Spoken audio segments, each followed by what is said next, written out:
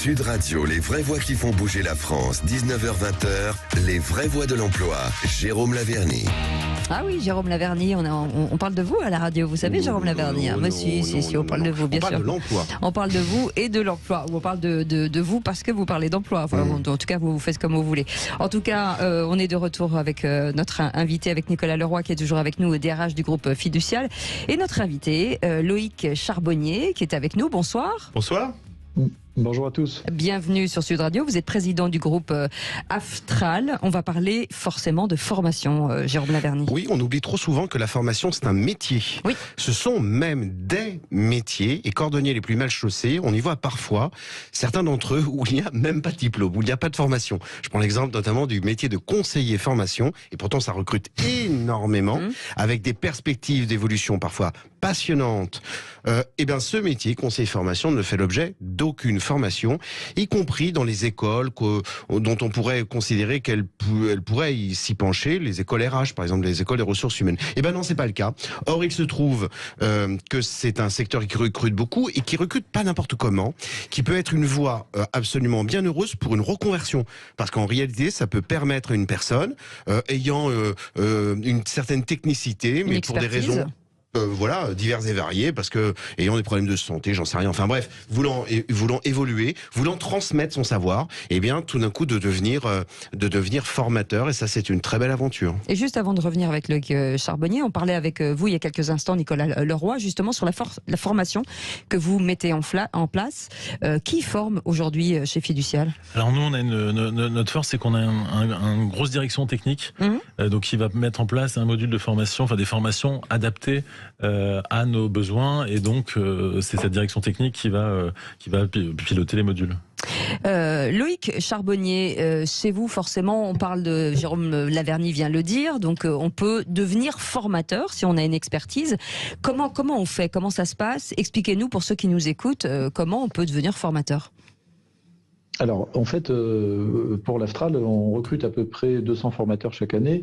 Alors, ce sont des professionnels, en fait. Ce sont des personnes qui ont exercé un métier. Alors, en l'occurrence, nous, on est un organisme de formation dans le domaine du transport, de la logistique. Donc, ce sont des personnes qui ont été soit conducteurs routiers, soit des personnes qui ont eu des responsabilités dans l'organisation, dans le management de ces entreprises, des personnes qui ont travaillé dans les entrepôts logistiques.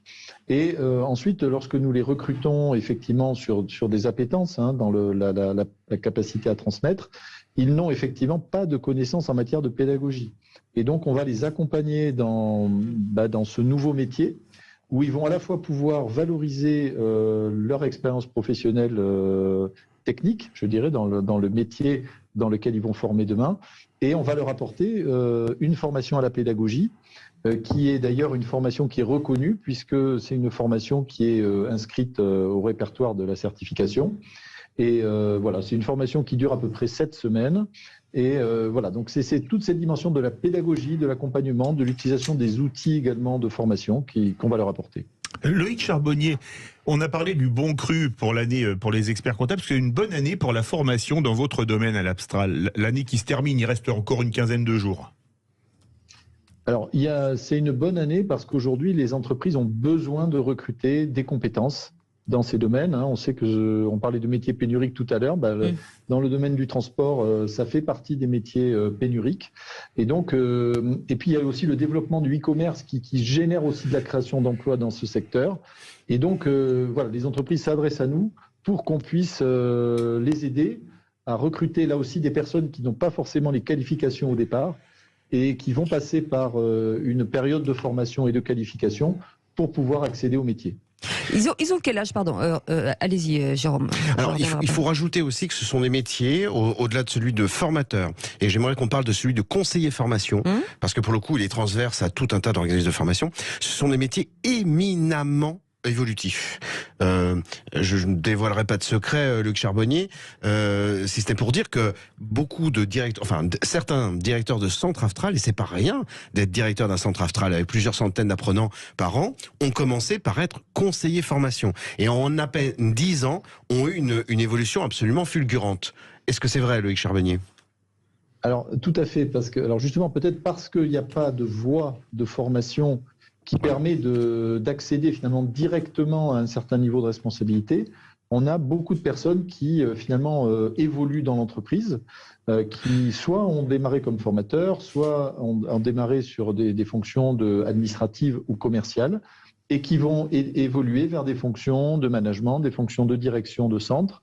On en a beaucoup. Et ça, c'est aussi une fierté quelque part de pouvoir offrir ces parcours à des personnes qui avaient peut-être pas eu un bagage initial très important, mais par leur motivation, par leur intérêt, ont pu aussi évoluer. Et c'est vrai qu'aussi en tant qu'organisme de formation, on met un point d'orgue aussi à permettre ces évolutions et également à les former, à les accompagner sur les qualifications dont ils ont besoin. Ceux qui viennent chez vous, ils ont à peu près quel âge dans le cadre des reconversions? Est-ce que ce sont des reconversions tardives? Alors, on va dire que ça va être entre 30 ans et 50 ans. Hein. Ah oui, quand même. C'est-à-dire qu'effectivement, il faut avoir quand même, pour les formateurs, au moins 5 ans d'expérience professionnelle. Voilà. C'est vraiment quelque chose auquel on est attaché parce que on est un organisme de formation professionnelle et cette expérience, c'est aussi ça que les enseignants, les formateurs vont pouvoir transmettre, c'est-à-dire la connaissance du terrain, du métier, du comportement professionnel. On parle aussi beaucoup des soft skills, hein, on va dire le comportement dans l'entreprise, enfin les clés du fonctionnement de l'entreprise. Et ça aussi, c'est important c'est pour ça qu'on va avoir des formateurs qu'on va recruter un peu plus âgés, on va dire autour de 40 ans. Et par contre, sur les fonctions administratives, là, on peut recruter beaucoup plus jeunes. Alors, on a déjà des apprentis nous-mêmes sur des fonctions administratives, commerciales, qu'on garde ensuite après leur période de formation. Mais voilà, on va recruter aussi beaucoup de jeunes sur les métiers de la communication parce qu'on a un gros enjeu aussi pour faire connaître les métiers, faire connaître les formations.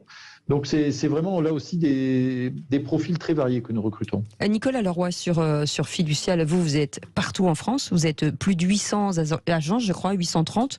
Ça veut dire que tous ceux qui nous écoutent aujourd'hui peuvent aller dans une agence et proposer leur CV. Comment ça se passe ? Alors nous, on centralise tout au niveau de la direction du recrutement, mais effectivement, au niveau de chaque agence, les gens peuvent postuler. Mais aujourd'hui, le recrutement se fait avant tout via le web, donc c'est assez rare que les gens viennent déposer leur CV à l'agence. Mais effectivement, nous, on est attachés à un ancrage territorial fort. Parce que les TPE sont attachés justement à avoir leur expert comptable proche d'eux. Donc nous, on a cette volonté justement de garder le contact avec eux. Il y a même des agences où ils viennent déposer leur facture à l'agence après le samedi. Donc il faut laisser l'agence le samedi midi. Vous voyez. Donc on est attaché nous à ce monde qui se digitalise. La digitalisation, c'est quelque chose qu'on va mettre en place pour les nouvelles générations, mais on a aussi des gens qui sont encore attachés à un contact physique. En forme de conclusion, en fait, dans l'un et l'autre cas, on a deux métiers qui allient, certes, le caractère administratif, une certaine technicité, mais beaucoup de relations clientèle, donc beaucoup d'humains. On a donc des métiers dont le paradoxe est qu'aujourd'hui, ils viennent confirmer ce qu'on rencontre dans un certain nombre d'autres secteurs, c'est que la profusion de communication la tue un peu dans l'œuf, et qu'on a un problème de communication dans l'emploi, la formation, c'est bien la raison pour laquelle cette émission est la plus importante de la semaine.